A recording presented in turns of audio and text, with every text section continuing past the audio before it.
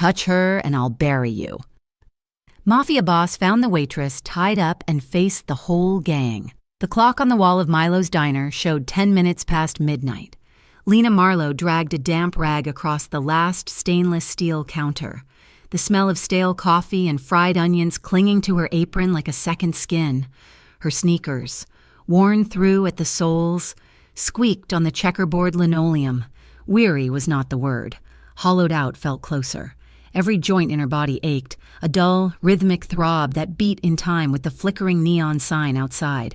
River Haven in November was a special kind of cold. It did not just bite, it gnawed, seeping into the concrete and into the bones. Lena pulled her thin cardigan tighter, checking her phone. No new messages, just the old ones. A bright red, past due notification from the power company, and a text from her landlord. "Mr. Sokolov, rent is late. Lena, I am coming by tomorrow." The simple words made her stomach clench into a cold, hard knot. Sokolov did not just want the rent. He never just wanted the rent. He wanted interest. The way his oily gaze had lingered on her chest the last time he came to check the plumbing made her skin crawl. She had $17.42 in tips in her pocket, barely enough for the bus and a loaf of bread. She turned to lock the front door, her mind spinning on the terrible math of her life, when she noticed the two men in the last booth. They had been there for an hour, nursing 2 black coffees, their voices a low rumble she had easily ignored. Now, in the empty diner, their words cut through the silence. "Shipments landed," one of them growled. He was built like a vending machine, all thick neck and flat nose. Vico's pissed about the body. The other, a skinnier man, said he was picking at a loose thread on the cracked red vinyl. Said it was sloppy, leaving him by the docks, stupid. "He didn't leave us a choice," the big one grunted. "He saw the jackal tattoo. Had to be done." Lena froze, her hand halfway to the deadbolt. Red jackals. Her blood went colder than the November air outside. Everyone in River Haven knew that name. You did not say it loud. You did not even think it loud. They were the gutter-level rumors, the reason the cops walked in pairs south of the river, the whispers of violence that kept the city afraid. Murder. She did not breathe. She just needed to get out. Forgetting the front door, she pivoted silently on her worn-out sole and headed for the back exit, pushing through the swinging kitchen doors. The alley was her usual shortcut, a narrow gap between brick buildings that smelled of wet garbage and bleach. Tonight, it felt like a trap. She eased the heavy metal door open, wincing at the high-pitched groan of its hinges. She slipped into the darkness. "Hey!" The voice from the diner booth was sharp, barking. She heard the scrape of the booth as they stood up. Lena did not look back. She ran. Her feet pounded the cracked pavement, splashing through a puddle of indeterminate filth. She did not stop running for 3 solid blocks, finally collapsing against a brick wall, gasping for air that felt like broken glass in her lungs. Her heart hammered against her ribs, a frantic bird in a cage. She risked a glance over her shoulder. The alley entrance was dark, empty, but she felt their eyes on her. She knew, with a certainty that chilled her more than the wind. They had seen her. Sleep was impossible. When the gray morning sun finally illuminated the anxiety in her tiny studio, she called in sick to Milo's, sacrificing a day's pay she could not afford. Sokolov was due. She spent the morning rehearsing what to say, how to sound desperate enough to appease him, but not so desperate that it invited what he really wanted. By noon, the silence was deafening. She had to get out, just for coffee, just to breathe air that was not thick with dread. When she pulled on her coat, she found her front door slightly ajar, just a crack. "Mr. Sokolov," she called out, her voice trembling, weak. Silence, not a creak, not a footstep. She pushed the door open. The dread that had been simmering all night flash-boiled into pure, cold terror. It was not Sokolov. This was different. Her apartment, her tiny safe space, was destroyed. But destroyed was the wrong word. It was violated. Her single mattress was slashed open, white stuffing pulled out like guts. The cheap particle board dresser was overturned, its drawers pulled out. Her clothes, the few she had, were not just thrown. They were torn and scattered in the kitchenette. A bag of flour had been ripped open, dusting every surface in a pale, ghostly white, like a morgue sheet. Her heart pounding. She scrambled to her hiding spot, a loose floorboard under the sink. The emergency $200 were still there. Her laptop, old and slow, was still on the table, its screen dark, untouched. They had not come to rob her. They had come to send a message. We know where you live. We can touch anything you own. We can get to you. This was worse than theft. This was a promise. Across town, in a penthouse office that pierced the River Haven smog, Damien Vascari watched a live feed on a high-definition monitor. The feed was grainy, sourced from a micro camera illegally installed on a light pole. It showed the hallway outside Lena Marlowe's apartment. He saw her stumble back out of the doorway, one hand clamped over her mouth, the other shaking by her side. They were thorough, a voice said from the shadows of the office. Damien did not turn. His suit, a custom charcoal wool tailored to his large frame, was immaculate. He had not loosened his tie. They're amateurs. They're loud. They're making a mess in my city. They're the Red Jackals, boss, the voice replied. Vico Renner's dogs. They're all loud, and they're moving on my territory, Damien said, his voice a low, placid rumble that held the threat of an earthquake. He tapped a key, and the feed switched to a dossier. Lena Marlowe, 24 years old, parents deceased, 0 connections, works 60 hours a week at Milo's Diner, overdue on rent, landlord Leonid Sokolov, a lowlife with minor human trafficking ties. His man, Elio, stepped into the light. Elio was the one who had brought her to Damien's attention 2 days prior. Long before the diner incident, Sokolov had been bragging in a Vascari-owned bar, saying he was about to collect from his pretty tenant. Damien Vascari had a deep, visceral hatred for men like Sokolov. He had put eyes on the landlord, which, by extension, put eyes on Lena. She's clean, Elio stated, his face impassive. She was clean, Damien corrected, his gaze fixed on the monitor. Lena had sunk to the hallway floor, her shoulders shaking in silent sobs. Now the jackals think she's a witness. They've marked her. What's the play? She's a civilian. It's not our business. Damien watched the woman on the screen. He saw the way she wrapped her arms around herself, trying to hold her own pieces together. He saw resilience there, buried deep under layers of fear and exhaustion. She was not just in danger, she was marked for disposal. They left her apartment to flush her out, Damien said, his voice flat. They'll wait until dark. They'll grab her when she runs, or when she goes back to that diner. She has nowhere else to go. He stood, his full height and breadth seeming to suck the light from the room. Follow her. Keep the phone tracker active. When they take her, you call me, no one else. Just me. Boss, taking on the jackals for a civilian, Elio began, the closest he ever came to questioning an order. Damien finally turned. His eyes, the color of cold steel, pinned Elio in place. She's innocent. They put their hands on her world. They don't get to put their hands on her.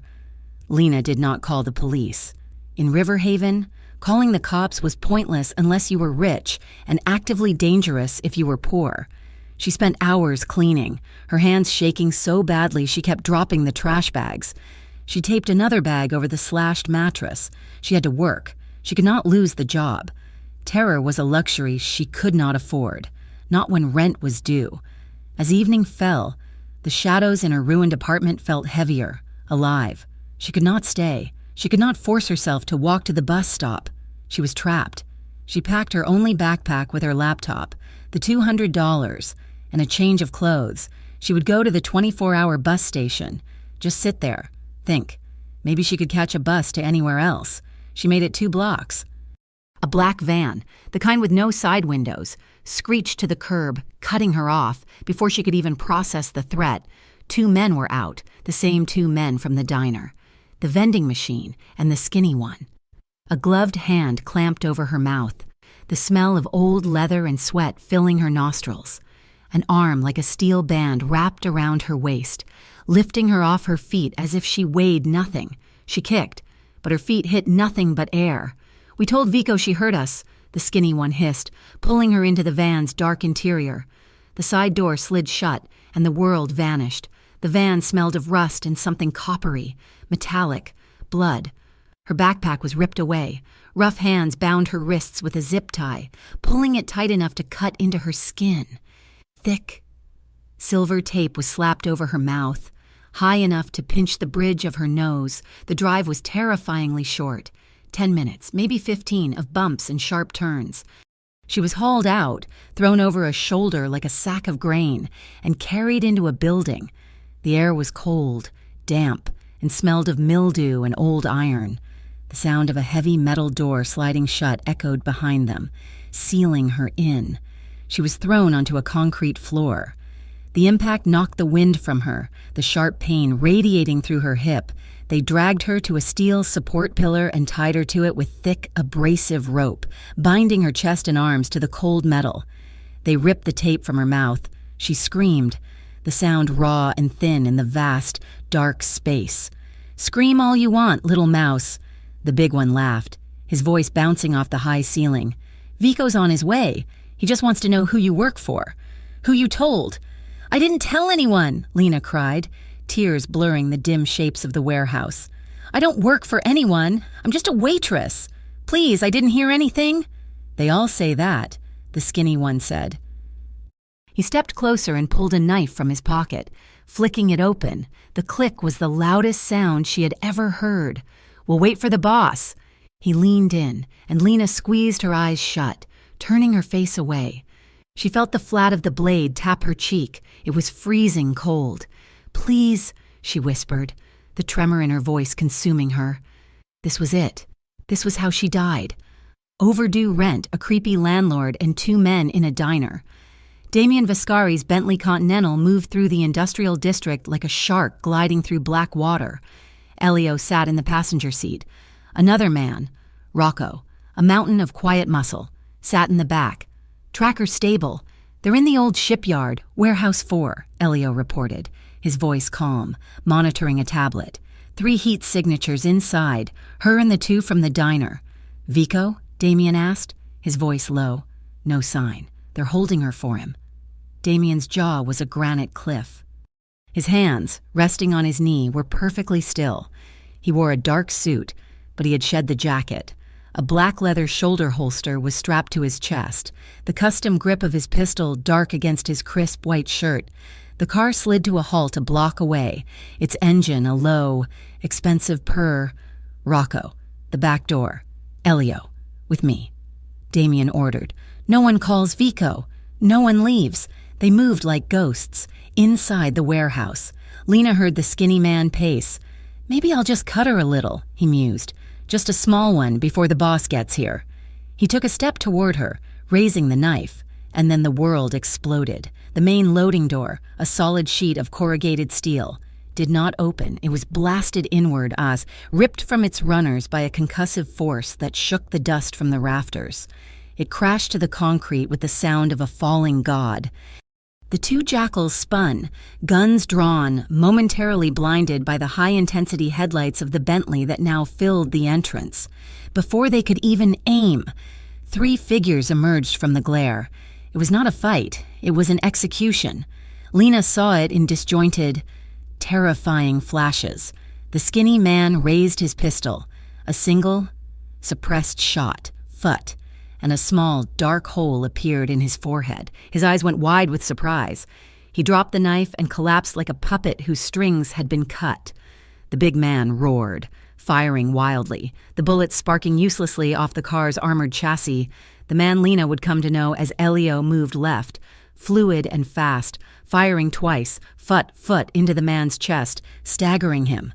The big man was still standing, clutching his chest, fumbling to raise his gun again, when the 3rd figure walked calmly out of the light. He was tall, broad-shouldered, and moved with a terrifying, unhurried grace. He did not rush. He walked directly toward the wounded jackal. The tall man did not even raise his own gun. He just kept walking. When he reached the big, dying man, he struck him once, a single, brutal, open-palmed strike to the throat. Lena heard a sickening crunch, a wet gurgle. The big man dropped his gun, grabbed his neck with both hands, and fell to his knees, his face turning a dark, blotchy purple. He suffocated in seconds. The warehouse fell utterly, profoundly silent, broken only by the sound of the car engine idling and the last, desperate spasms of the dying man. The tall man turned. His face was all harsh angles and shadow, but his eyes found hers instantly in the gloom, locking onto her. He walked toward her. Lena flinched, straining against the ropes, pressing herself against the steel pillar. She was trading one set of monsters for another. He holstered his weapon and pulled a combat knife from a sheath on his belt. Lena whimpered, squeezing her eyes shut, bracing for the blade instead. She felt the ropes holding her chest and arms go slack. He had cut them from behind. She opened her eyes. He was kneeling in front of her, the knife already gone. His proximity was overwhelming. He smelled like expensive cologne, leather, and the cold steel of his gun. "Are you hurt?" His voice was deep, a rumble. It was not gentle, but it was controlled.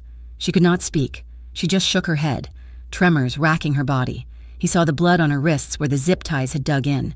He produced a small, dark tool from his pocket, and with a precise click, the plastic bands fell away.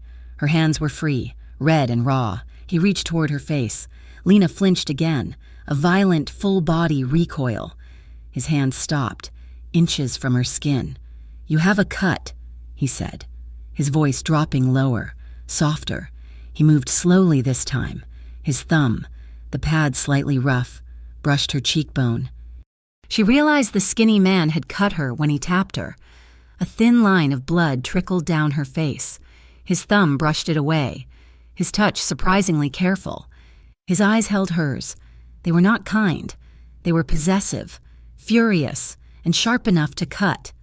She saw a storm in them, a controlled rage that terrified her more than the jackal's sloppy brutality. Lena's legs gave out. The adrenaline fled her body all at once, leaving her a trembling, boneless wreck. Before she could hit the concrete floor, he caught her. In one fluid motion, he slid a strong arm under her knees and another around her back, lifting her against his hard, solid chest as if she weighed nothing at all. She was disoriented, scared, but wrapped in an impossible strength. A strangled sob escaped her. She buried her face in his shirt, inhaling his scent, clinging to him as he carried her out of the warehouse of her death and into the blinding headlights of the Bentley. He placed her in the plush leather of the back seat. Rocco had already dealt with the bodies. Elio was driving. The boss, the man who had saved her, slid in beside her. He draped his own suit jacket over her shoulders. It was impossibly heavy, lined with silk, and radiated his body heat. They drove through the gates of a sprawling estate, high on the hills overlooking River Haven. The house was a fortress of modern glass and dark stone, a place that screamed power. She was taken to a bathroom larger than her entire apartment, a woman with a kind, wrinkled face. A housekeeper, she presumed, wordlessly helped her clean the blood from her wrists and bandage the small cut on her cheek. She gave Lena a soft, gray silk robe. Lena found him standing in front of a massive fireplace in a vast, dark library. The fire was the only light, casting flickering orange shadows over shelves of books. She stood in the doorway, clutching the lapels of the robe. He turned, a glass of dark liquid in his hand. They destroyed my apartment," she whispered, the words tumbling out, desperate to make him understand. "They were at the diner. I heard them talk about a body. I didn't mean to. I ran." He watched her, his expression unreadable in the flickering light. He said nothing. "Who are you?" she finally asked, her voice cracking. Why did you save me?" Damien Vascari took a slow drink from his glass. He watched the fire, the muscles in his jaw working. He did not answer her. Not yet. Lena woke to the scent of something she could not place. It was clean, like fresh linen and expensive, subtle citrus. She was not in her apartment. She was not in the warehouse. She was in a bed so large it felt like its own continent. The sheets, a thread count so high they felt like liquid silk against her skin.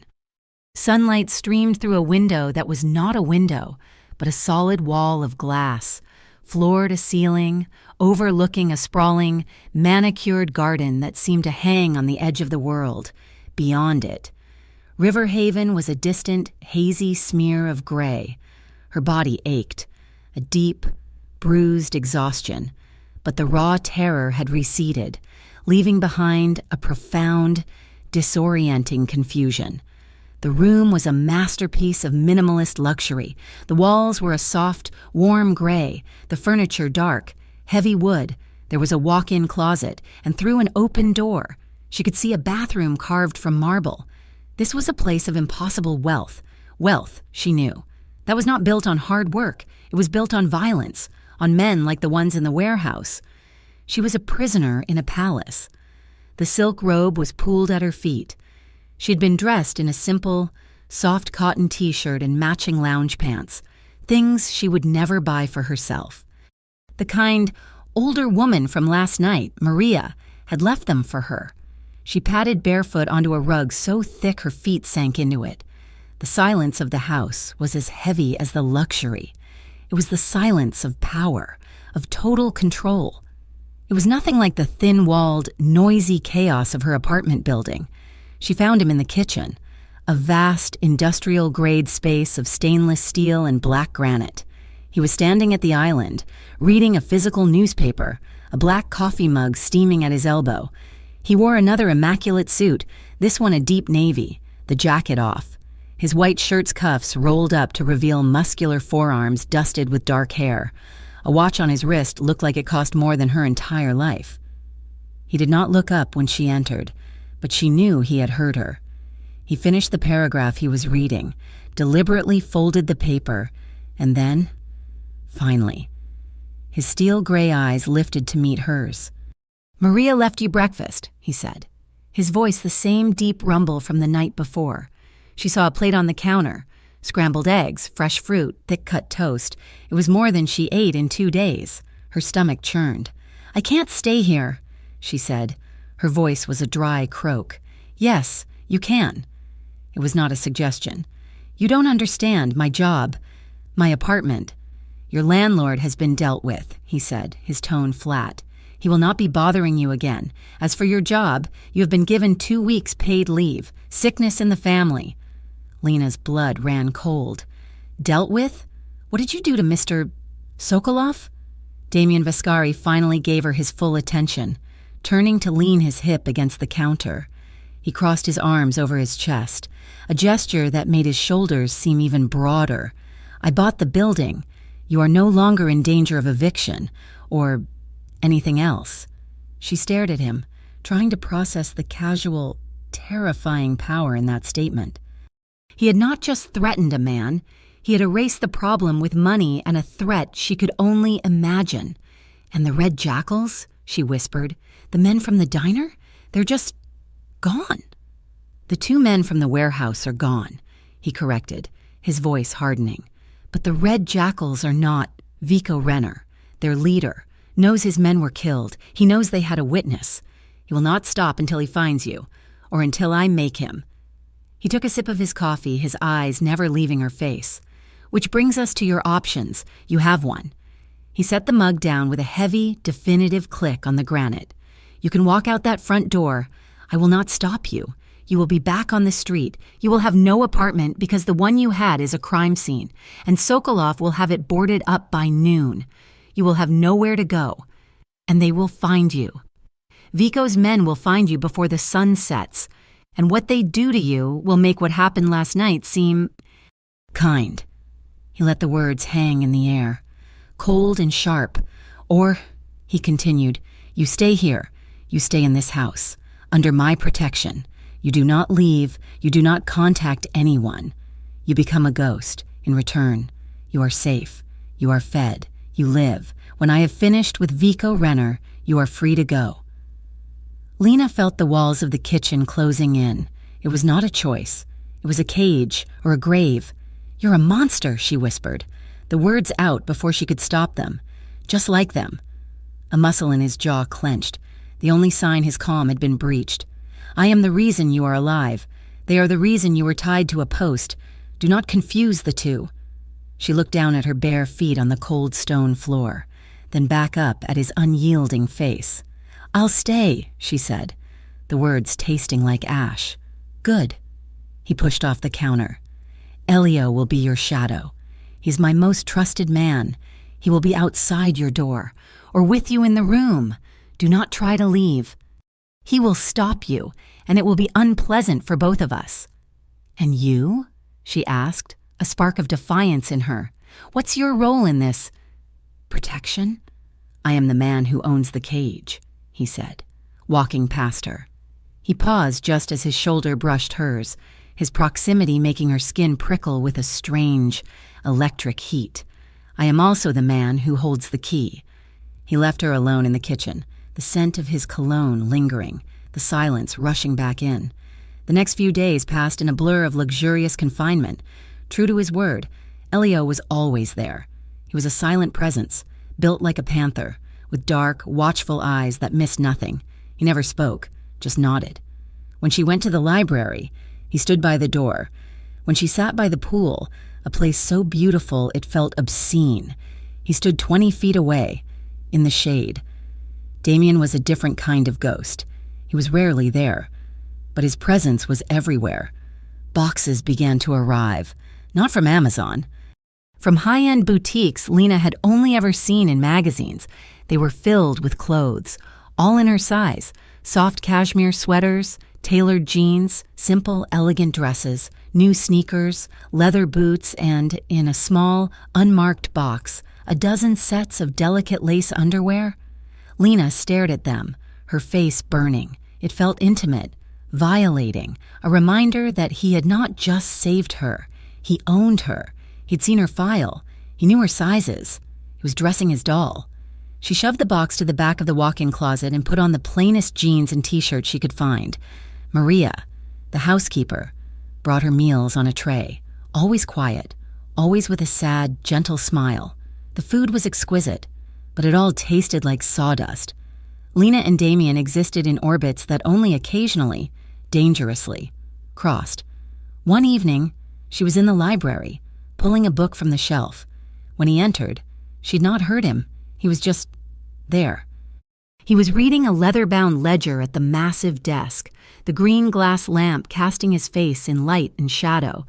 She stood frozen, the book in her hand. He did not acknowledge her, but the air in the room changed. It grew thick, heavy. She could feel the heat of his awareness, a tangible pressure on her skin. She pretended to read the back of the book, her heart hammering an unsteady rhythm against her ribs. After 5 long minutes of suffocating silence, she put the book back on the shelf, her hand trembling. As she turned, her elbow brushed a small, bronze statue on a pedestal. It wobbled, his head snapped up. His eyes, in the lamplight, were dark and intense. He did not move. He just watched her as she fumbled to steady the statue. Sorry, she mumbled, her cheeks hot. He just stared. His gaze was so heavy it felt like a physical touch, tracing the line of her throat, the curve of her shoulder, the hand that was still shaking. She fled the room, his eyes following her all the way to the door. Another time. At dinner, one of the few he took at the house, they sat at opposite ends of a dining table long enough for 20 people. The silence was broken only by the clink of silver on porcelain. She looked up, and he was already watching her, a glass of red wine in his hand. He did not look away, did not smile. He simply watched her, his expression unreadable, assessing. It was the same look from the warehouse, a look of possession. Lena quickly looked back down at her plate, her appetite gone. She wondered what had made him this way. What kind of life forged a man who could kill 2 people with such cold precision and then go home to a mansion on a hill? Damien Viscari was not thinking about the dinner. He was watching the way the candlelight caught the faint red in her brown hair. He was thinking of the way she had looked in the warehouse, terrified but unbroken. And he was remembering. 15 years old. The smell of cheap beer and unwashed bodies, his mother's small apartment in the worst part of River Haven. He had been Damien Vascaro then. No eye, no power, just a skinny kid with fast fists and a simmering rage. He had come home from a double shift bagging groceries to find the door kicked in. Not like Lena's. This was different. He found his mother in the kitchen. She was not crying. She was just silent, staring at the wall. Her face was a canvas of purple and black. Her boss, a small-time loan shark she cleaned books for, had decided she was short on the vig. He had collected the interest in his own way. Damien saw the blood on her split lip, the handprint on her throat. A switch flipped in his 15-year-old mind. The rage that had been simmering his whole life finally erupted. He did not cry. He did not comfort her. He took the kitchen knife, the one with the wobbly handle, and he walked out the door. He found the loan shark in his usual booth at a sleazy bar. Damien did not say a word. He just walked up and drove the knife into the man's throat, pinning him to the sticky vinyl. He had been 2 inches from the man's face when the light left his eyes. That was the night Damien Vascaro died. The night Damien Vascari was born.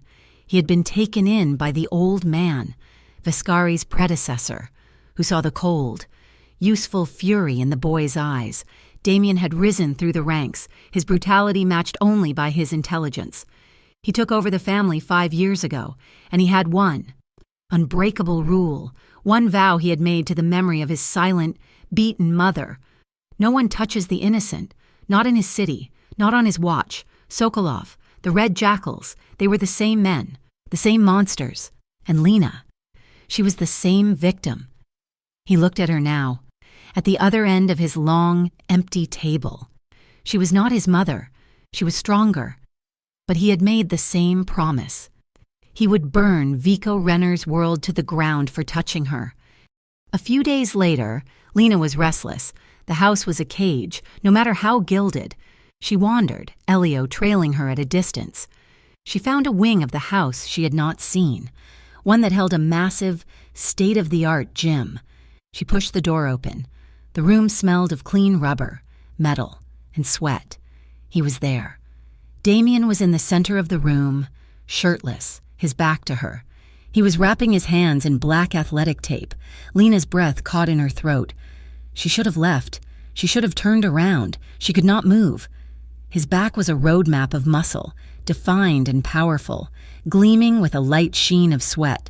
But it was not perfect. It was marred. A long, puckered scar ran from his left shoulder blade down to his ribs. Another, a small, circular indentation, marked his lower back, a bullet. He finished wrapping his right hand and turned, sensing her. He was not just fit, he was a weapon. His chest was broad, his abdomen tight and defined. More scars littered his front, pale white lines against his tanned skin. His eyes, when they met hers, were not cold. They were hot, blazing. A charge crackled in the air, thick and sudden. It was the tension from the library, from the dinner table, magnified 1,000 times. His gaze dropped, sweeping over her, the plain t-shirt, the jeans, her bare feet on the mat. It was slow, deliberate, appraising, possessive. He saw her eyes fix on the large, intricate tattoo that covered his left pectoral and shoulder, a dark, stylized raven with its wings spread wide.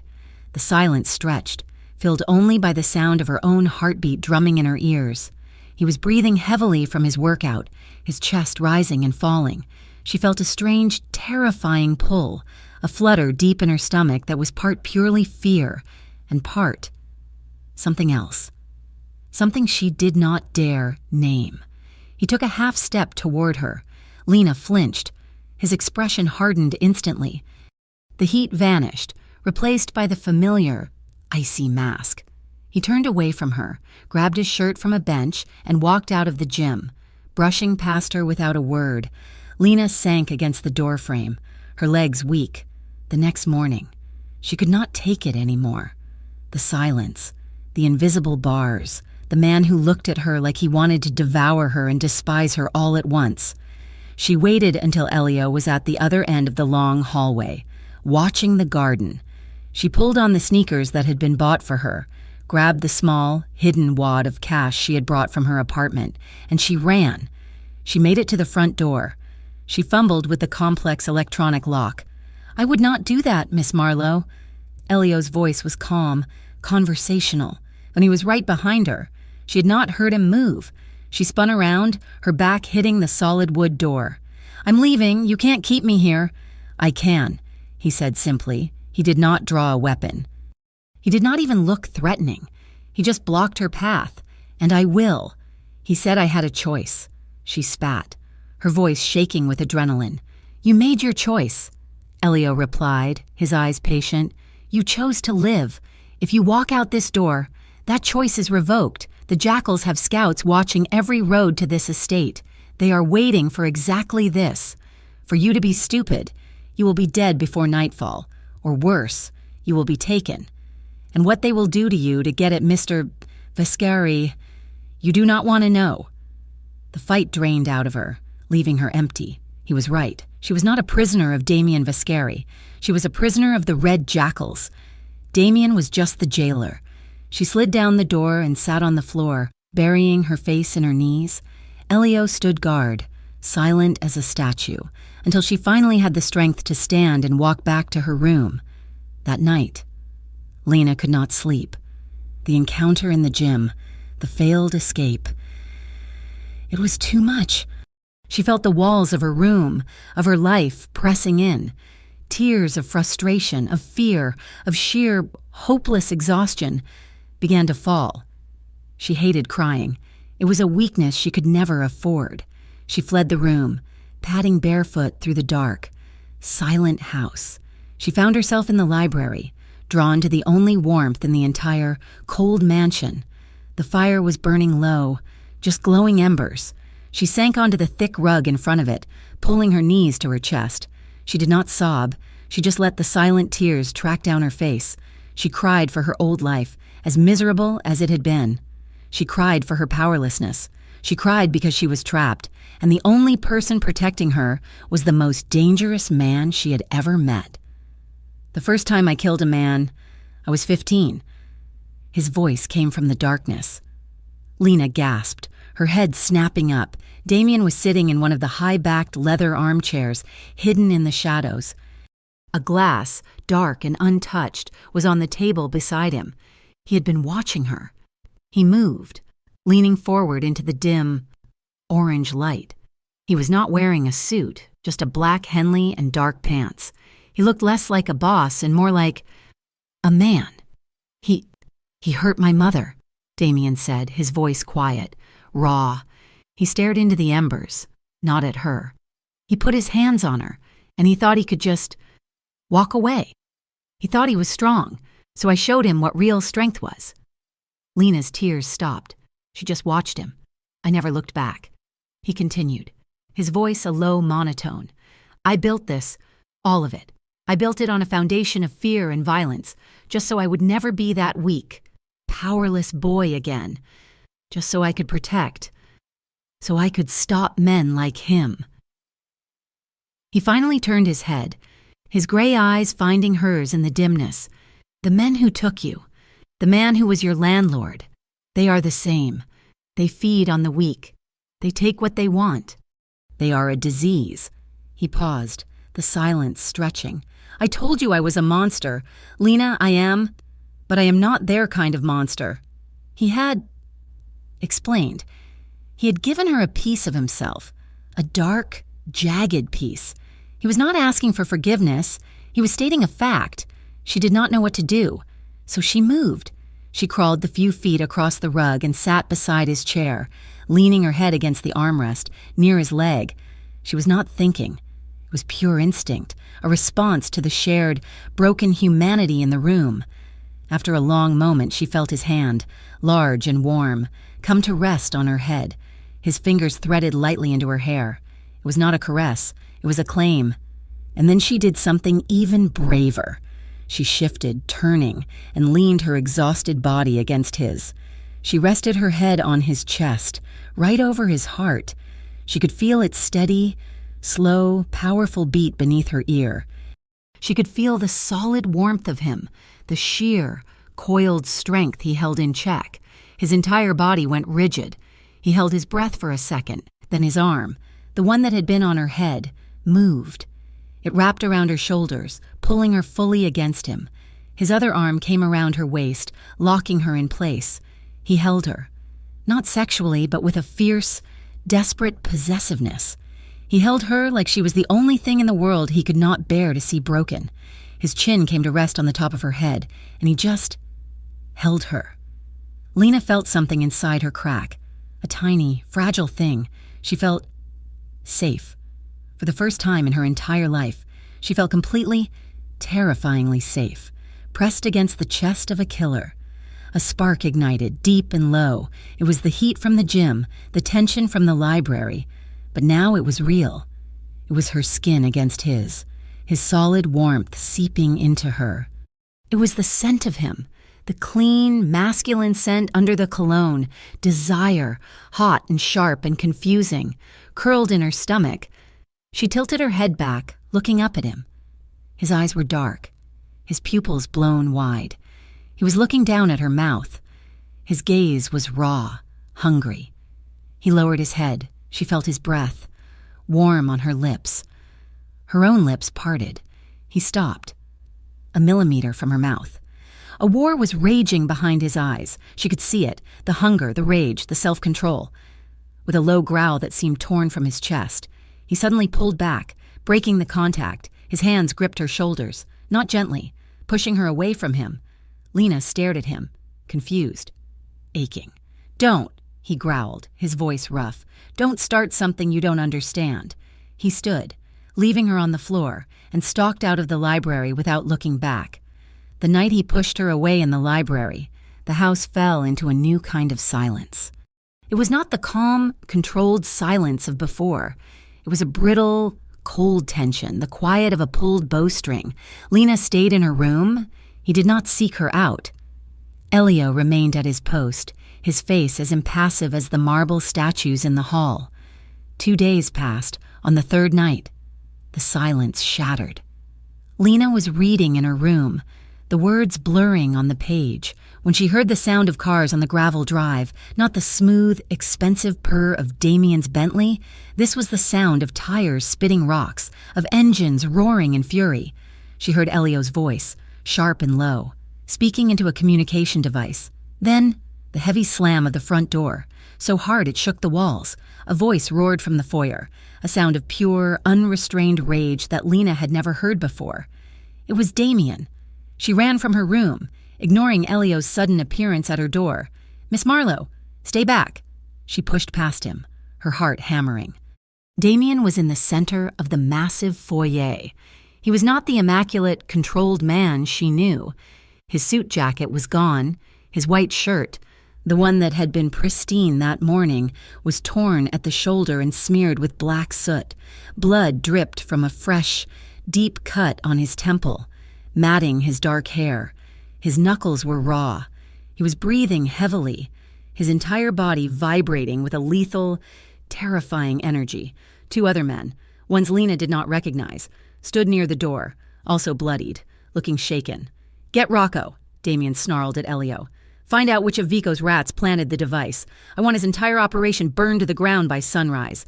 I want Vico. Find him. Now." "Boss, what happened?" Elio asked, his eyes scanning Damien for critical wounds. "Lynott," Damien growled. "He bombed Lynott. 10 minutes after I left the building. He knew my schedule. He meant to kill me." Lena's hand flew to her mouth.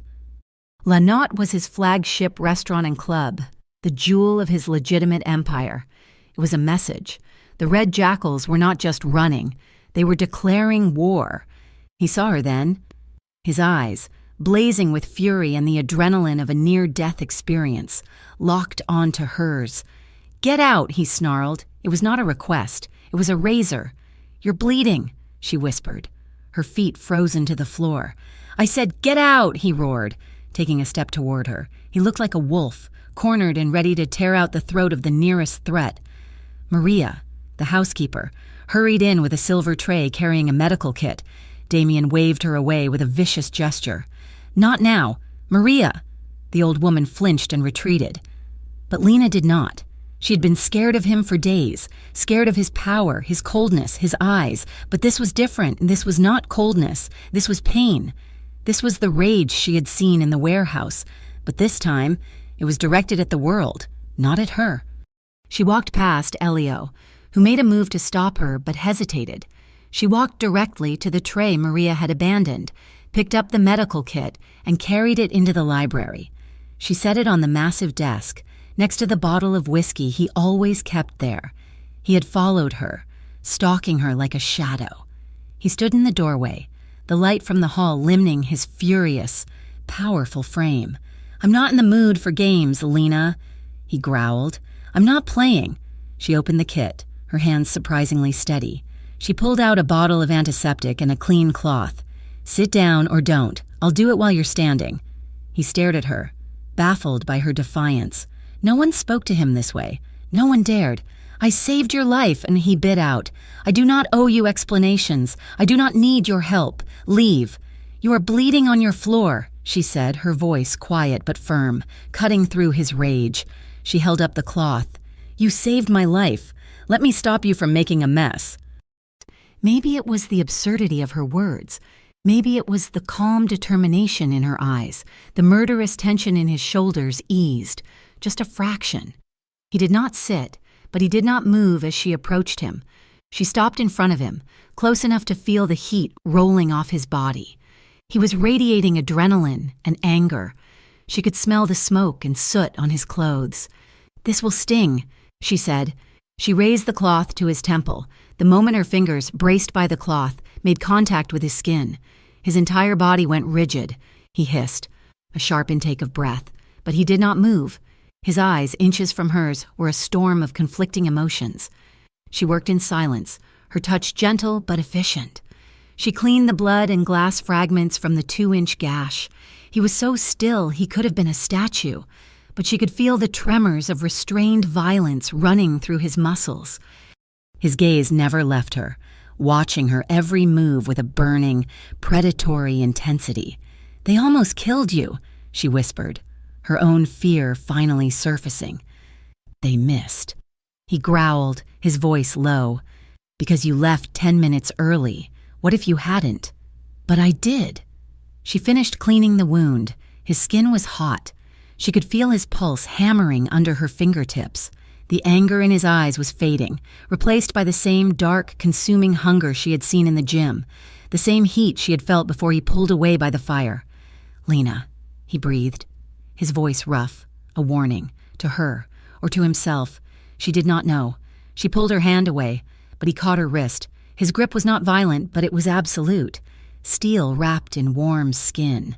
He did not let her go. He just held her, his thumb stroking the delicate skin of her inner wrist, right over her pulse. "You are not afraid of me," he stated. It was not a question. "I am," she admitted, her voice trembling. But not right now. That was all it took. The dam of his control, already cracked by the bomb, by the rage, by the fear of Vico's betrayal, finally burst. He pulled her to him. It was not a gentle embrace. It was a collision. His free hand tangled in her hair, gripping the back of her head, and his mouth came down on hers. The kiss was everything he was, hard, desperate, furious, and possessive. It was the taste of whiskey and smoke and blood.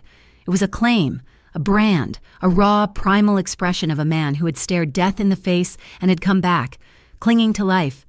Lena's knees buckled. Her hands flew to his chest, grabbing his torn shirt, holding on as his mouth plundered hers. She did not just kiss him back. She met his intensity, answering his desperation with her own. She was terrified.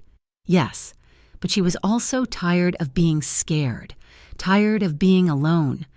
He kissed her until her lungs burned, until her mind was empty of everything but him. Then, just as suddenly, he ripped his mouth away. He rested his forehead against hers, his breath coming in ragged, painful gasps. His eyes were squeezed shut. "Stop," he groaned. I don't want to hurt you." He was shaking. His control shattered. He was a man who built his life on control, and she had just stolen it. I am not gentle, Lena."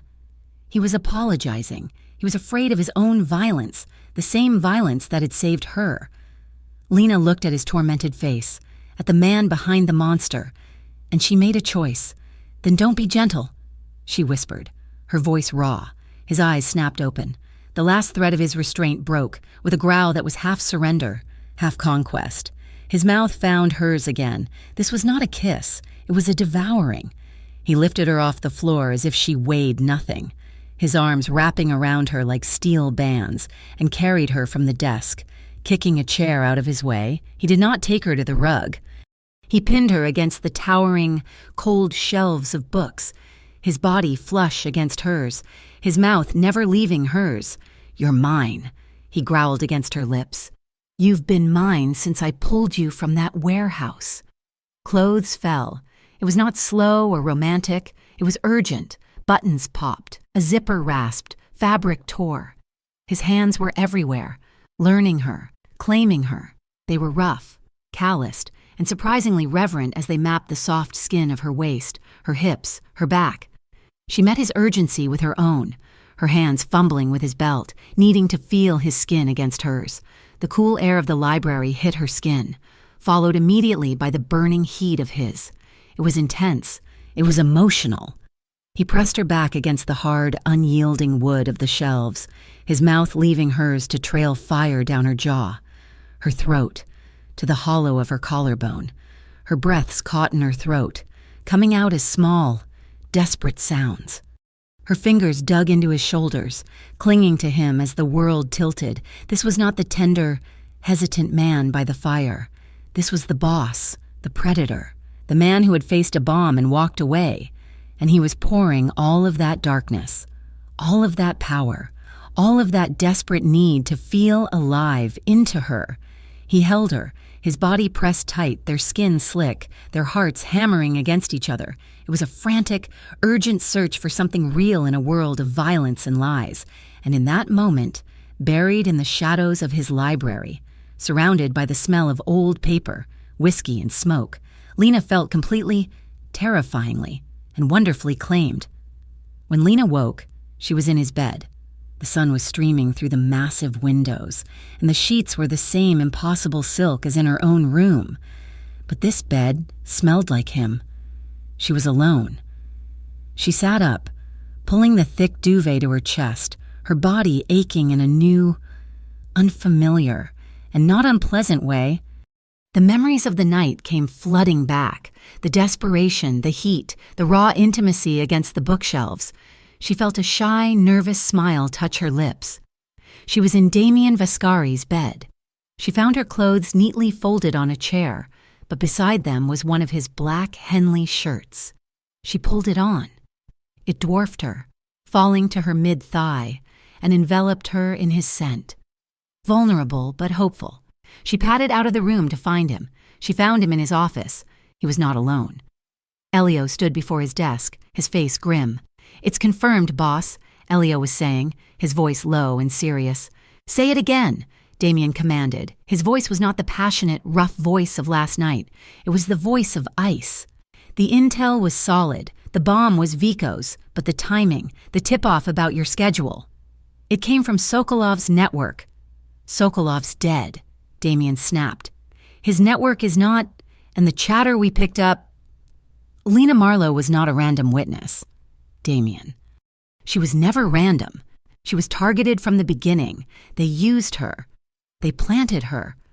To get your attention, to flush you out, to get you to declare war on the jackals.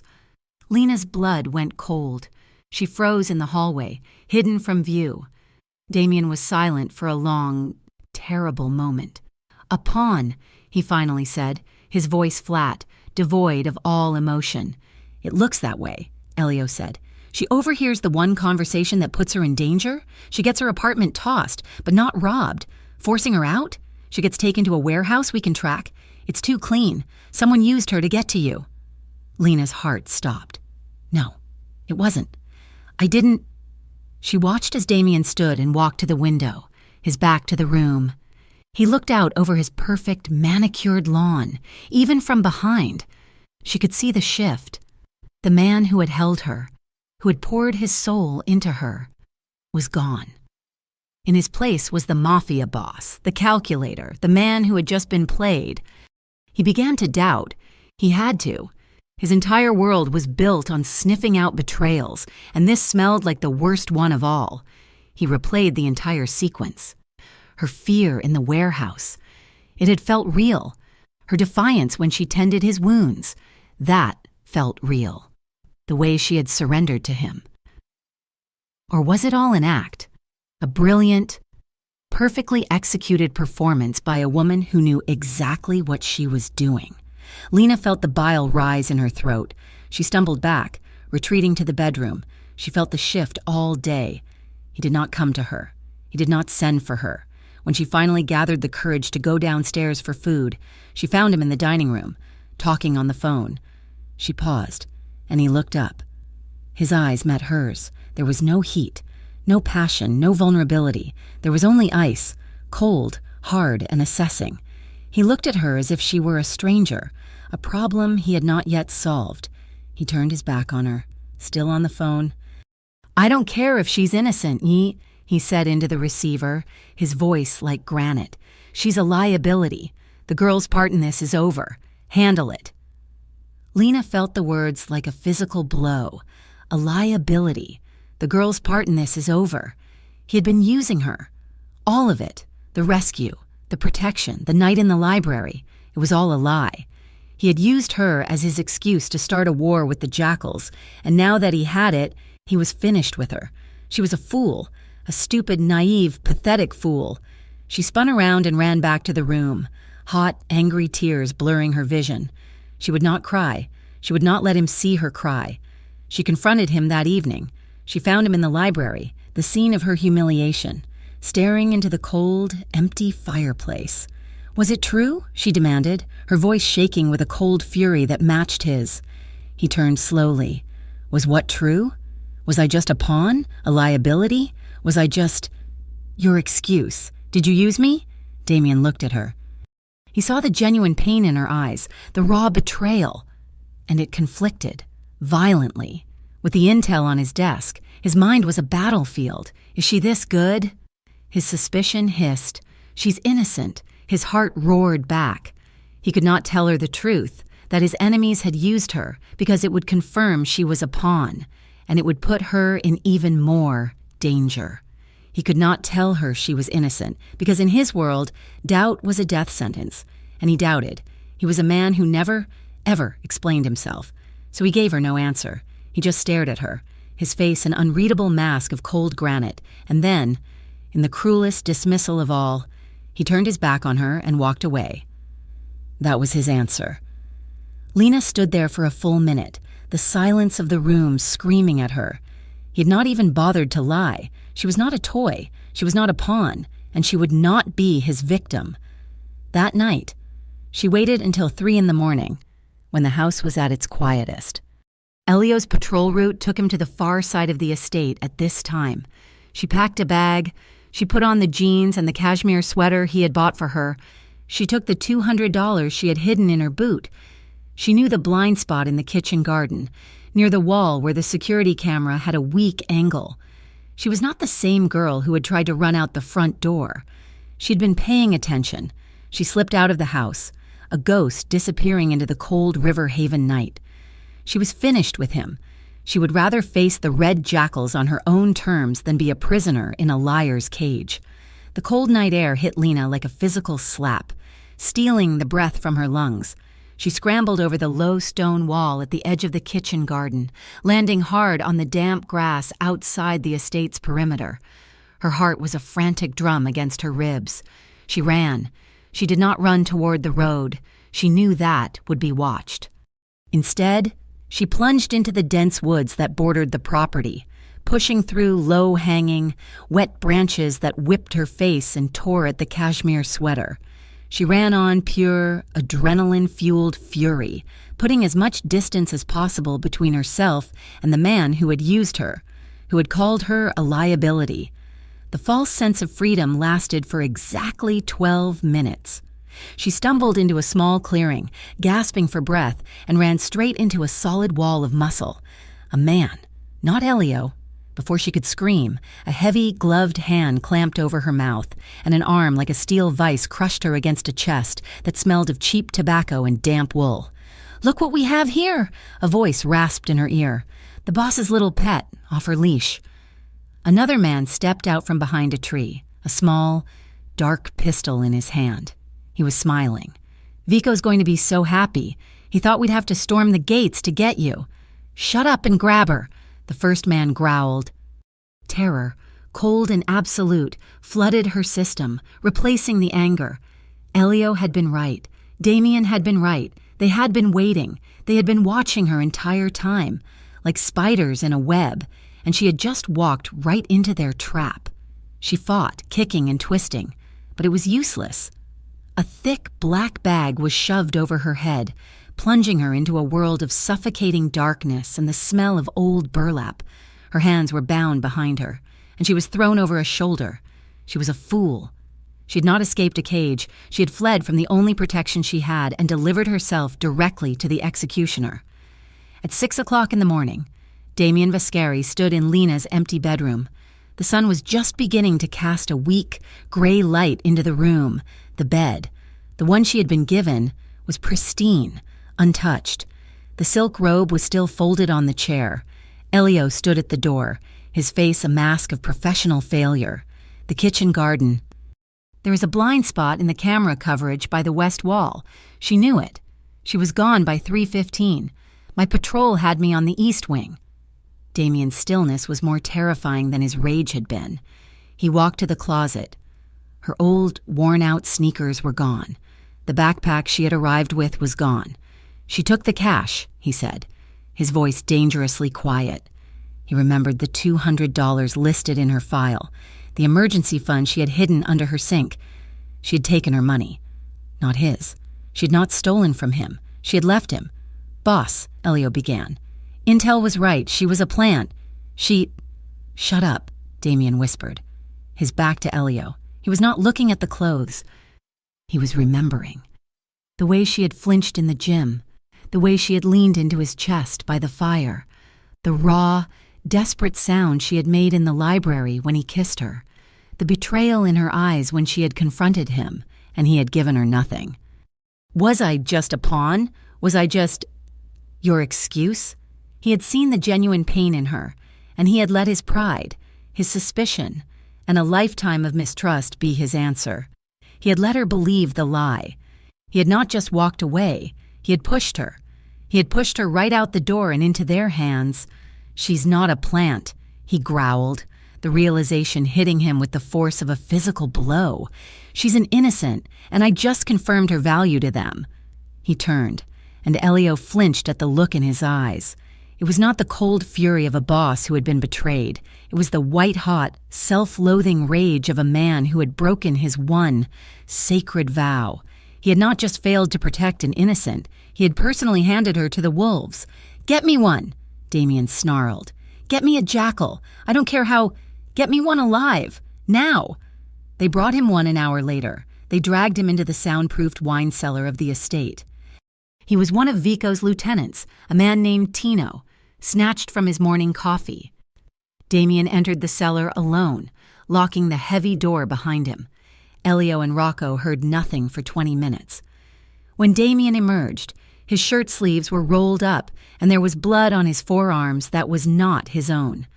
His face was a mask of cold, settled purpose. "The old Meinhof slaughterhouse," he said, wiping his hands on a clean white towel. "On the river, south of the bridge. Vico's there now. He's waiting for me." "The crew is ready," Elio said. "We can be there in 20. "No," Damien said. He walked to a black steel cabinet and entered a code. It swung open, revealing a small arsenal. "This is not a war. This is a retrieval. No crew, no backup. Vico is expecting an army. He's not expecting me." He strapped on a Kevlar vest under his black Henley. He checked the magazine on his primary sidearm, a custom-fitted pistol. He grabbed a second, shoving it into a holster at the small of his back. He took 2 extra magazines and a combat knife. "Boss, that's suicide," Elio protested. "They'll have at least a dozen men." Damien turned, his eyes flat and dead. "He took her because of me. He's touching her because of me. This is personal. You and Rocco lock this house down. If I am not back in 1 hour, you burn Vico Renner's entire world to the ground, but until then, she is my responsibility. Mine alone." Lena gasped as a bucket of icy, rust-colored water hit her in the face. She was in a vast, dark room that stank of old blood, iron, and mold. She was tied to a chair, this time a heavy wooden one. The ropes were thick, biting into her wrists and ankles. Her head throbbed. The burlap bag had left her disoriented. "Wake up, little mouse," a voice sneered. A man stepped out of the shadows. He was not one of the men from the diner. This man was different. He wore an expensive-looking suit, but his hair was greasy, and his eyes were small and restless. This was Vico Renner. "You've caused me a lot of trouble," Vico said, circling her. "A lot. You cost me 2 good men, and then you cost me Tino this morning. Viscari is angry, which is good. That's what I wanted." "I don't know what you're talking about," Lena spat, the cold water dripping from her chin. "I'm nobody. I'm just a waitress." "Oh, no," Vico laughed, a high, unpleasant sound. "You're not nobody. You're the girl he almost let burn in a club for. You're the girl he pulled from a warehouse. And now, you're the girl he's going to trade his entire empire for." He leaned in, his face inches from hers. His breath smelled like stale coffee. "See, I don't think you were a plant. I think my men were just stupid. And you were a happy accident, a perfect, beautiful, little accident. Viscari never gets his hands dirty for civilians, ever. But for you, he's breaking all his rules." Lena's heart clenched. He almost let burn? The bombing. He had not left 10 minutes early. He had been there. He had escaped, and Vico knew it. "He's not coming for me," Lena said, her voice shaking but defiant. "He thinks I betrayed him. He's finished with me." "Is he?" Vico smiled, a terrible, thin-lipped expression. He pulled out his phone and snapped a picture of her, tied to the chair, her face wet and bruised from the capture. He typed a message. "Let's see. Let's send him a little motivation, Meinhof slaughterhouse. 1 hour, or she starts losing pieces." He sent the message. "Now we wait." Lena watched him walk away. Her mind was racing. She was not the same girl from the first warehouse. She was not going to sit here and wait to be rescued by a man who hated her. She was not going to be a bargaining chip. She began to work her hands, testing the ropes. They were tight, abrasive, but the chair was old, wooden. She could feel the slight give in the right armrest.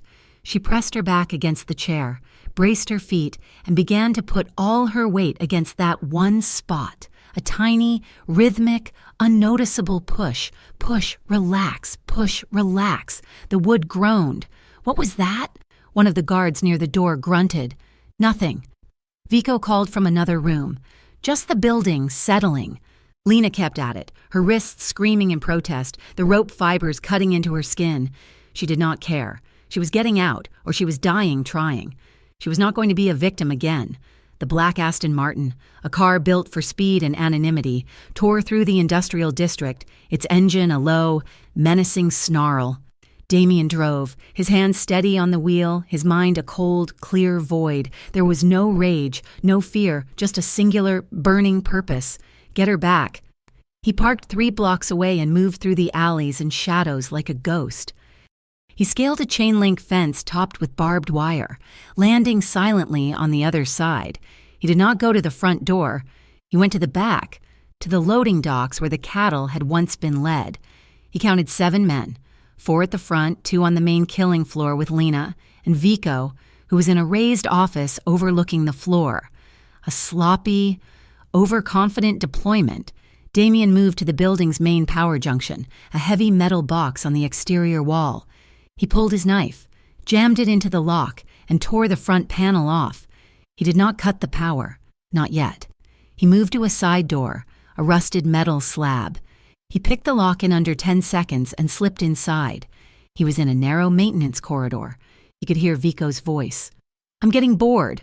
"Lena," Vico called out, "I wonder what he'll do if I send him a finger." Damien's blood turned to ice. He pulled his gun. He moved to the end of the corridor, which opened onto the main floor. He saw her, tied to the chair, wet, bruised, but her Her eyes were on fire. She was looking at the arm of her chair, not at Vico. She was working. He saw the two guards. One was leaning against a pillar, smoking. The other was pacing. Damien took a deep breath. He stepped out. The first guard, the smoker, saw him. His eyes went wide. He opened his mouth to shout. A single, suppressed shot. Foot. The cigarette was still in his mouth when the bullet entered his temple. He dropped. The second guard spun, fumbling for his gun. Foot, 2 rounds to the chest, a third to the throat. He gurgled, collapsing onto the blood-drained concrete floor. "What the hell?" Vico roared from the office above. Damien did not wait. He ran. He sprinted across the open floor, straight for Lena, as bullets sparked from the office above, Vico firing wildly. From the front, he heard shouts. The other 4 men were coming. Damien did not stop. He reached Lena, spun behind her chair, and began cutting the ropes with his knife. "He's here," Vico screamed, his voice cracking. Get him now!" The 4 guards burst through the main doors, guns blazing. "Hold on," Damien growled. He sliced through the last of the ropes on her wrists, just as Lena finally broke the chair arm, freeing herself. "Down!" he yelled, pushing her to the floor. He shoved her behind a massive rusted steel trough, an old feeding station. "Stay here. Do not move." He turned, vaulted over the trough, and met the charge. It was not a rescue. It was an execution. He moved with a speed and brutality that was inhuman. He fired twice, taking the first man down. He used the second man as a shield, grabbing him as bullets from the other 2 tore into their friend. Damien put his pistol to the man's head and fired, then kicked the body away. All in one fluid motion, the last 2 men hesitated, terrified. That hesitation cost them their lives. Damien's gun was empty. He dropped it, pulling the spare from his back as he advanced. He fired 3 times. Pop, pop, pop. The unsuppressed shots were deafening in the metal-walled room. 3 men down, 6 men in total. Silence. Damien stood in the center of the room, his chest heaving, his gun smoking. Blood dripped from a graze on his arm. He turned, his eyes searching for Vico. The office was empty. The coward had run. Damien let him go. Vico did not matter, not now. He walked back to the trough, holstering his weapon. Lena was huddled behind it, her hands over her head, trembling. He knelt beside her. "Lena." She lowered her hands, her eyes wide with terror, streaked with tears. She looked at him, then at the bodies, then back at him.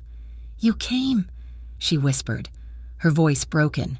"You thought I wouldn't," he growled, the words rough, torn from his chest. He reached for her, and she fell into him, her arms wrapping around his neck, holding on with a desperate, crushing strength. He hugged her tightly, one hand buried in her wet hair, the other pressed to the small of her back, pulling her against his Kevlar-clad chest. He closed his eyes, inhaling her scent, the simple, terrifying, overwhelming relief of her being alive in his arms. She broke down.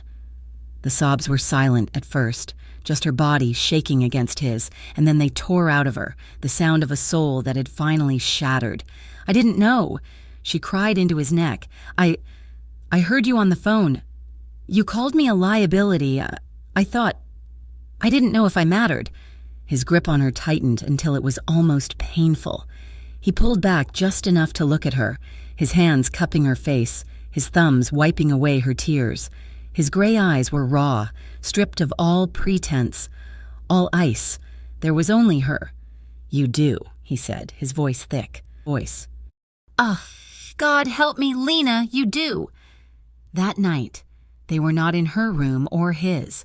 They were in his private suite, a place he shared with no one. The lights of Riverhaven glittered far below. He had tended to her wounds himself, the rope burns on her wrists, the bruise on her cheek. He had been so gentle, his rough hands so careful, that it made her want to cry all over again. She sat on his bed, wearing another of his shirts. He came out of the bathroom, shirtless, a fresh pair of dark lounge pants riding low on his hips. The graze on his arm was bandaged. He did not make a move toward her. He just stood there, watching her, the same war she had seen in the library raging in his eyes. She held out a hand. He did not take it. He walked to the bed and sat on the edge, his back to her. What they did to you." He started, his voice a low rasp. "What I let happen to you. You came for me," she said softly, moving behind him. She placed her hands on his broad, scarred shoulders. His skin was warm. "I almost didn't see what," he admitted, his voice full of self-loathing. "I let this world I live in, I let it blind me. I pushed you away. I ran," she said, her fingers tracing the old, puckered bullet scar on his back. "I was a fool." "You were terrified," he countered. "And I let you be. I let you think you were a pawn." "Was I?" "Yes," he said, the honesty brutal. "But not to me, to them. They used you to get to me. They knew. Somehow they knew I would break my own rules for you." He turned then, sitting to face her. He took her hands, his gaze intense. "That will never happen again, Lena." She looked at their joined hands, his, large, calloused, a killer's hands, hers, small and raw from the ropes. There was no passion, not like the library. This was something deeper, something more fragile and more powerful. It was the raw, skinless connection of two people who had been pulled from a wreckage. He lifted her hand and pressed a soft, reverent kiss to her rope-burned wrist. Lena's breath hitched. She leaned in, and he met her halfway. His mouth touched hers. It was not the desperate, claiming kiss from the library. It was soft, hesitant, questioning. It was a promise. It was an apology. It was a plea. She kissed him back, a slow, deep, emotional surrender. He pulled back, his eyes dark with an emotion she was too scared to name. He lifted the duvet, and she slipped under the covers. He followed, his large, warm body sliding in beside her. They did not make love.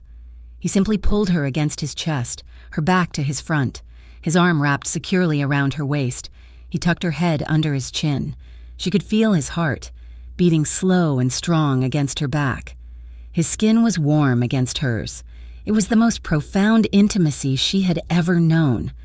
She lay there, listening to him breathe, feeling the rise and fall of his chest, surrounded by his strength, his scent. The terror of the slaughterhouse began to fade, replaced by a deep, bone-weary sense of safety. She was about to fall asleep, her body finally giving in to the exhaustion, when his voice rumbled against her ear, low and absolute. "You're mine now, Lena," he whispered into her hair. "No one touches what's mine." The morning after the slaughterhouse was heavy with a new, unspoken reality, the fragile peace of their shared silence, of holding each other in the dark, evaporated with the daylight. Damien Vescari was a man of action, and Vico Renner was still breathing. He gathered his inner circle in the library, not the capos, just his most trusted Elio, Rocco, and 3 others. The mood was not angry, it was cold. It was the cold of a deep-sea trench, pressurized and absolute. "Vico Renner is a rat," Damien began, his voice a low, even rumble that filled the vast room. "Rats are smart about one thing: survival. He ran from the slaughterhouse because he was sloppy, and he was overconfident. He will not be sloppy again." He paced in front of the cold fireplace, his hands clasped behind his back. He broke the rules. In our world, there is only one rule that separates us from animals. We do not touch the innocent. We do not bring civilians into our business. He did. He used an innocent woman as bait, as a pawn, and as a target. This is not about territory anymore. This is not about business. This is about a message. He stopped, his gray eyes sweeping over his men. "We will end the Red Jackals, not just Vico. We will end his name. We will burn every safe house, seize every asset, and break every man who ever took his money. We will salt the earth so that nothing bearing his name ever grows in this city again." From the doorway, a voice, quiet but clear, said, "I want to help." Every man in the room turned. Lena stood there, wearing the black Henley he had given her and a pair of dark jeans. She was pale, the rope burns on her wrists a stark, red reminder, the bruise on her cheek a faint purple. But her eyes were not the eyes of the girl from the diner. They were hard. Damien's expression tightened. "Lena, this is not for you. Go back to your room. Elio will be with you." "No," she said, taking a step into the library. "I am not your prisoner. Damien, not anymore. I'm the one he took. I'm the one he tied to that chair. Twice. I'm the one he's going to use as a target until one of you is dead. I'm not going to hide in a bedroom waiting for the next man to come over the wall." Damien's jaw clenched. "You are not a killer. I will not make you one." "I don't want to be a killer," she said, her voice shaking slightly, but holding firm. "I want to be a survivor. You're talking about sending a message. He used me as a message, so let me deliver the reply." The men looked at Damien, waiting. To see such defiance was new. "Deliver it how?" he asked, his voice dangerously soft. I don't know," she admitted. "But I won't be helpless. I won't be the bait in the trap. I'll be the trigger." He stared at her for a long, silent moment. A war raging behind his eyes. The protector versus the pragmatist. What I am about to do. The men I am hunting. If they see you, they will not hesitate. "Then teach me not to hesitate either," she countered. He dismissed his men with a sharp gesture. They filed out, Elio pausing at the door, his gaze lingering on Lena with a new, grudging respect. When they were alone, Damien walked to his desk. "No, Damien. I said no," he repeated, his voice absolute. "I will not put a gun in your hand. I will not be the man who turns you into me. And I'm not the girl who is going to be tied to a chair for a third time," she shot back, her voice rising. "You saved my life, but you don't get to decide how I live it. Not anymore. You put a target on my back. You have two choices. Teach me how to shoot or chain me to the bed, because I am done being helpless." He looked at her, at the fire in her eyes, the sheer, unbending will. It was the same will that had her working the ropes on that chair in the slaughterhouse. He had seen it. With a low, defeated growl, he nodded. "Basement. 10 minutes." The shooting range in the basement was soundproofed, clean, and smelled of gun oil and brass. He did not give her one of his heavy, custom pistols. He laid a small, compact black semi-automatic on the metal shelf. "This is a .38, he said, his voice all business. "It's small, easy to conceal, hard to aim, but it will stop a man at close range." He stood behind her, his proximity making the air thick. "Pick it up." Her hand trembled as she reached for it. It was heavier than she expected. Cold. It was an object of pure, final purpose. "Your grip is wrong," he said.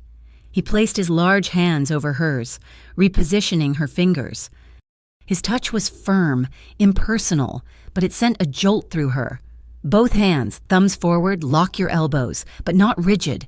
You let the recoil come through your arms, not your wrists." He stepped back. "Aim at the center of the target." She raised her arms, the gun shaking violently. "You're scared of it," he said. "Of course I'm scared of it." "Good," he said. "The day you're not, you've lost something important. Squeeze the trigger, don't pull it." She closed her eyes and fired. The explosion was deafening. Even with the ear protectors he had insisted she wear, the recoil slammed her arms back and she stumbled, dropping the gun. It clattered to the floor. She stared at it, her heart hammering. "Pick it up," he commanded, his voice unrelenting. "I can't. Pick it up." She fumbled, her hands slick with sweat, and retrieved it. "Again," he said. "Damien, I can't." "Again, Lena. Or you go back to your room and I chain the door." She raised it, fired. The shot was wide, missing the paper target completely. Again. She fired again and again. She fired until the magazine was empty and the slide locked back with a hollow click. Her arms ached. The smell of burnt powder filled her nostrils, acrid and sharp. "Reload," he said, pushing a fresh magazine toward her. She fumbled with the release, her hands shaking so badly she dropped the empty magazine. He said nothing. He just waited. She finally slammed the new one home. "Again," he said. She fired for an hour. She fired until her hands were numb, her shoulders burned, and the target in front of her was a shredded mess of paper. Her hands were still shaking, but the gun was steady. He finally put his hand on her shoulder. "That's enough." She lowered the weapon, her body trembling with exhaustion. "This is not for offense," he said. his voice softer now. "This is not for hunting. This is for the man who gets past me and gets past Elio. This is for the last 5 seconds. You aim for the center of the chest. You empty the magazine. Do you understand?" "I understand," she whispered. He took the gun from her, his fingers brushing hers. "I pray to God you never have to use it." The tension in the house grew thicker over the next 2 days. Damien was ruthless, but he was not stupid. Vico had run, which meant he was scared, but Vico had also known his schedule, which meant he was smart. "Vico didn't get my schedule from one of his gutter rats," Damien said to Elio, the two of them in his office. "He got it from someone on my payroll. One of your men," Elio stated, his face grim. "Or one of my cops," Damien said. He made a call. An hour later, a man in a rumpled suit arrived, Detective Riley. He was thin, with a nervous energy and eyes that had seen too much. He was also, as Lena gathered from the snippets of conversation she overheard, deeply in Damien's pocket. "You're right, Mr. Vascari," Riley said, accepting a glass of whiskey. "The jackals are trash, but they're not coordinated. They got a clean tip. We tracked the burner phone that made the call to Vico's lieutenant. The signal pinged from a tower 2 blocks from your own garage." Damien's blood went cold. "One of my men. It came from inside the house, so to speak," Riley confirmed. "You've got a mole, and a sloppy one, if he used his own phone's tower." The news ripped through the estate. Damien's men, who'd been focused on the external threat of the jackals, suddenly began looking at each other. The air was electric with suspicion. Every conversation was whispered. Every look was a potential accusation. Damien was a stone. He watched everyone. He reviewed security logs, visitor lists, and financial records. On the 3rd day, the tension broke. Damien summoned his entire security detail, 12 men, to the large, empty garage. Lena, watching from the kitchen window, felt a cold dread. Damien stood in the center of the concrete floor. Elio and Rocco flanked him. "One of you," Damien said, his voice echoing in the space, "sold me to Vico Renner. You sold my schedule. You sold my life. And you sold the life of the woman I am protecting." The men were silent, rigid. "Antonio Salgado," Damien said, "a man in the back, a man Lena recognized, one who had smiled at her just yesterday, went pale. You've been skimming from the shipping manifests for 6 months," Damien continued, his voice terrifyingly calm. "Vico found out. He blackmailed you. You gave me up to save your own skin." "Boss, I swear," Sal stammered, his hands raised. "I didn't—" "Do not lie to me," Damien roared. "Rocco found the burner phone in the vents of your locker. You sold me. You sold her." Sal broke. He lunged for his gun. He never cleared the holster. Elio moved, firing a single unsuppressed shot from his own pistol. The sound was flat, final, a full stop. Sal collapsed to the concrete. Lena flinched, her hand flying to her mouth, stifling a scream. The garage was utterly silent. Save for the echo of the gunshot. "This," Damien said, his voice shaking with cold rage as he looked at his remaining men, "is the price of betrayal. This is what happens when you threaten my family, or what is mine. Get him out of my sight and find Vico." The brutal, swift justice terrified Lena, but it also solidified something inside her. This was the world she was in. There was no middle ground. There was no normal. There was only survival. That evening, the house was quiet, the heavy pall of the execution still lingering. Lena was in the garden, the small pistol Damien had given her heavy in the pocket of her jacket. Elio was at the end of the patio, his back to her, speaking into his earpiece. She was trying to breathe, trying to forget the flat pop of the gun. He shouldn't have done that. Lena spun around. A man was there, not 10 feet away, not one of Damien's men. He was thin, strung out, wearing a dark hoodie. He must have come over the wall while Elio was distracted. "Sal was a friend of mine," the man hissed, his eyes wide and frantic. He held a long, glittering knife. "Vico's paying double for the girl." He lunged. Elio heard her scream and turned, drawing his weapon. "Lena, But he was too far. There was no time to think, only to react. All the hours in the basement, all the fear, all the rage coalesced into one single moment. Lena stumbled back, pulling the gun from her pocket. Her hands were shaking so violently she almost dropped it. "Get back!" she screamed. The man laughed, seeing her tremor. "You're not going to—" She pulled the trigger. The shot was wild, loud in the twilight air, blasting a chunk of stone from the pathway near his foot. The man froze, his eyes wide with shock. She was crying, her body convulsing with terror, but she raised the gun again, both hands, just as Damien had taught her. She aimed it at his chest. Her hands were still shaking, but her finger was steady on the trigger. "The next one won't miss," she sobbed. The man looked from her to the gun, to Elio, who was now sprinting toward them, his own weapon raised. The man scrambled backward, turned and vaulted back over the wall, disappearing into the night. Lena collapsed to the grass, the gun falling from her nerveless fingers. Damien burst from the house just as Elio reached her. He saw her on the ground, saw the gun, saw the terror in Elio's face. "She's fine, boss," Elio said, his voice shaky for the first time. He came over the wall. She held him. She saved herself. Damien walked over and knelt in front of her. She was on her hands and knees, hyperventilating. He gently pushed her hair back from her face. She was not the girl from the diner. She was not the victim from the warehouse. She was a survivor. He looked at her, and the last of his doubts, the last of his armor, melted away. He saw her strength, and it was the most beautiful, terrifying thing he had ever witnessed. That night, he found her in the library, staring into the fireplace. He had a drink in his hand, but he was not drinking. "I almost killed him," she whispered as he approached. "You saved your life," he corrected, his voice quiet. He sat on the rug beside her, close enough that their knees touched. She turned to look at him. "This is my life now, isn't it?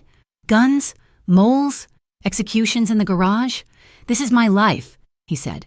"I dragged you into it. I pulled the trigger," she said. "You survived." He reached out, his hand infinitely gentle, and cupped her jaw.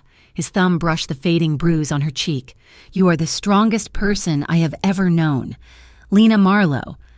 The raw, unguarded admiration in his eyes was more intoxicating than any kiss. The air between them, which had been fraught with suspicion and violence, now softened, charged with a different, deeper emotion.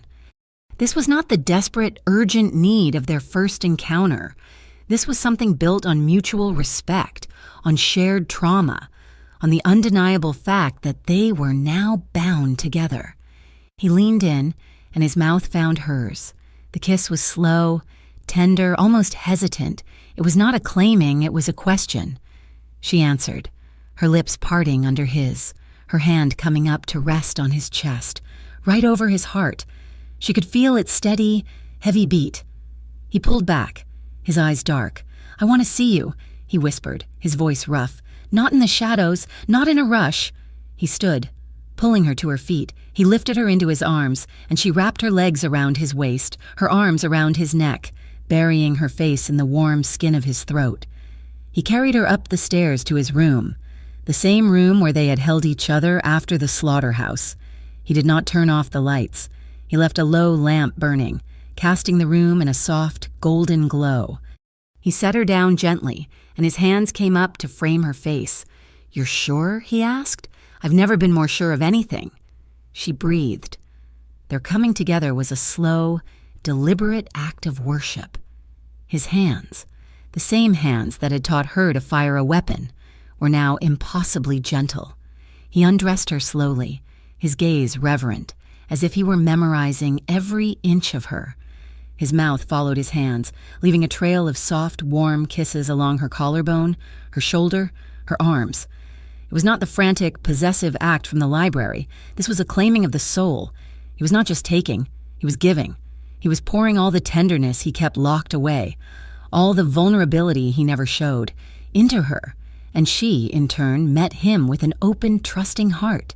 She clung to him, her skin alive under his touch, her body arching to meet his.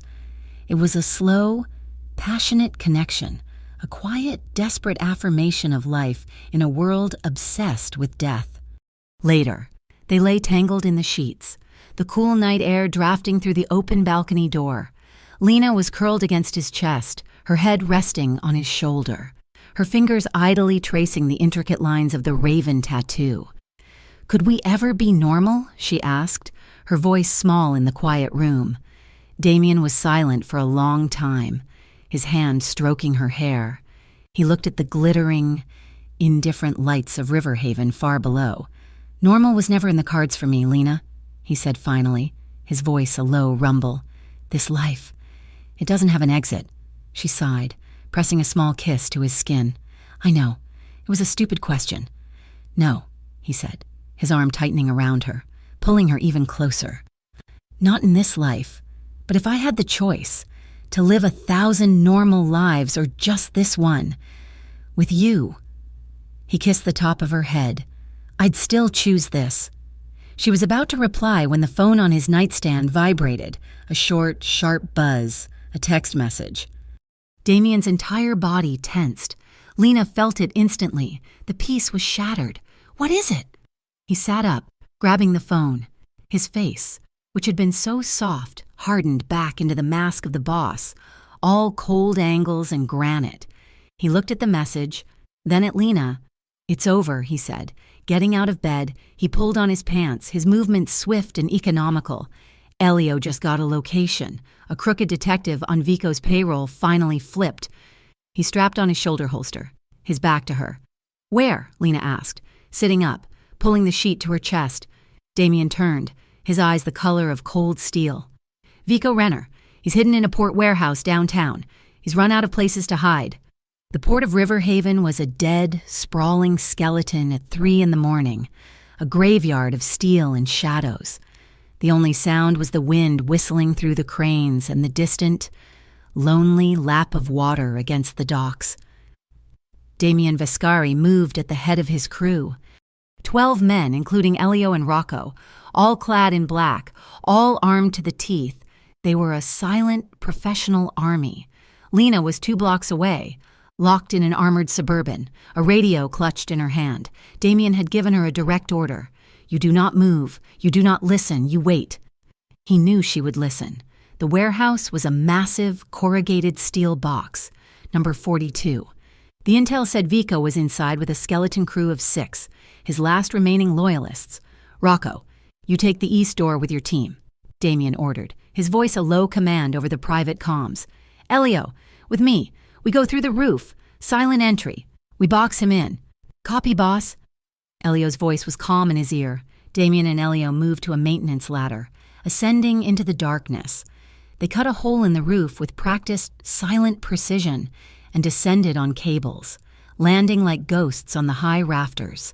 Below them, the warehouse floor was a maze of shipping containers. It was too quiet, too dark. "I don't like this," Damien whispered, his eyes scanning the blackness. "Where are the guards?" "Boss," Rocco's voice crackled, suddenly tense. "East door is wired. It's a try—" The world exploded. A concussive blast ripped the east door from its hinges, sending a fireball of shrapnel into the night. On the comms, Rocco screamed, then his line went dead. "Ambush!" Elio yelled. Bright, blinding floodlights snapped on, illuminating the entire warehouse. Men. Not 6. At least 30. They poured out from inside the open shipping containers, from behind stacks of pallets. They were armed with automatic weapons. "It's a kill box," Damien roared. "Rocco, status!" Only static answered. Gunfire erupted from every direction.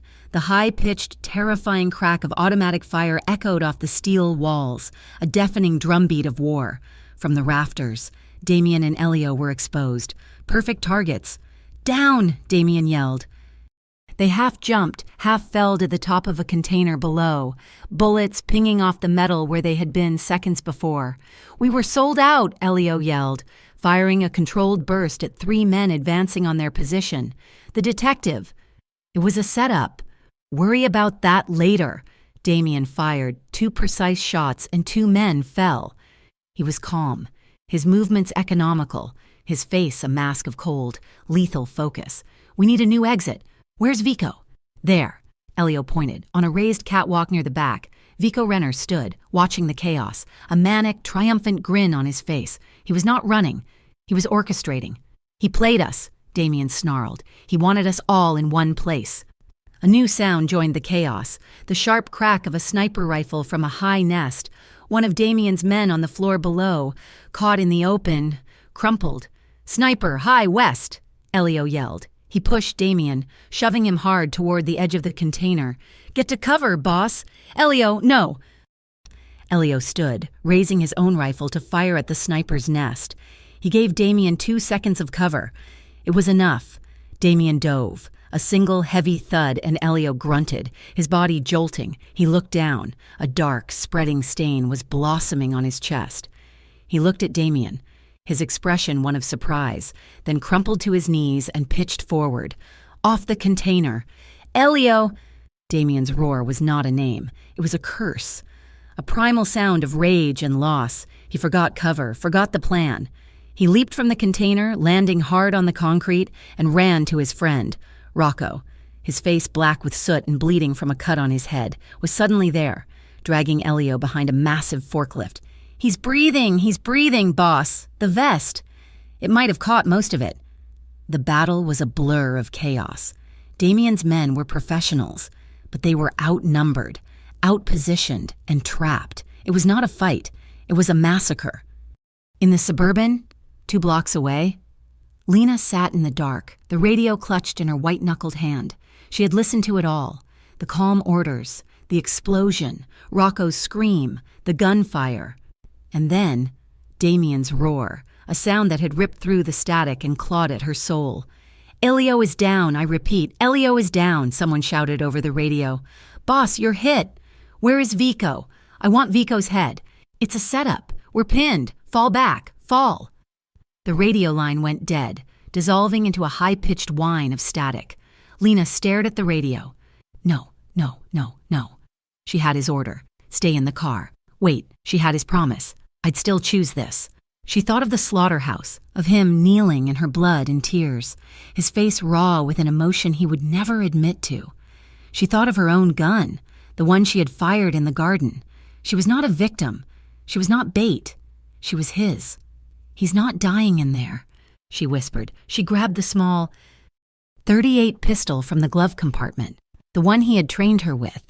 She checked the magazine, just as he had shown her. Full? She opened the heavy door of the Suburban and ran, her sneakers pounding the pavement. She ran toward the sound of war. She was terrified. Her body was one giant, convulsing tremor. But she did not stop. She moved through the maze of containers at the edge of the port, the sounds of the battle growing louder, closer. She slipped through a partially open loading door, the one Rocco's team had been meant to take. The smell of cordite and blood hit her, gagging her. The warehouse was a charnel house. Bodies, some his, some theirs, were scattered across the floor. She saw Rocco, his massive frame huddled over Elio, trying to stop the bleeding, a pistol in his other hand, firing blindly at advancing shadows. And then she saw Damien. He was across the floor, leaning heavily against a steel support pillar. His black shirt was soaked, a dark, wet patch spreading across his side. His face was a mask of blood from a cut above his eye, the crimson dripping down his cheek. He was breathing in harsh, ragged gasps. His gun was at his feet, empty. Vico Renner stood in front of him, his suit pristine, a satisfied, sadistic smile on his face. He held a gleaming silver pistol, the barrel pressed firmly against Damien's temple. "The great Damien Vascari!" Vico sneered, his voice dripping with triumph. "Look at you, bleeding out on my floor. I told you I'd take everything from you, your business, your men, and now..." Vico's eyes drifted past Damien, and he saw Rocco, pinned down, trying to protect Elio. "And now your family. You won't live to see the sunrise." Damien growled, his voice a low rasp. "I think I will," Vico said. "I'll be the king of this city by then. All I had to do was leak a little intel to the right people. Let the Vascari family tear itself apart looking for a mole. Sal was just a bonus. The detective was my real inside man. He set this whole party up for me. Vico leaned in, his voice dropping to a whisper. "Any last words, boss?" A shadow moved at the edge of the warehouse, a flicker of motion. Vico heard it, a faint scrape. "Who the hell is that?" he snapped, annoyed, thinking it was one of his cleanup crew. Damien saw her.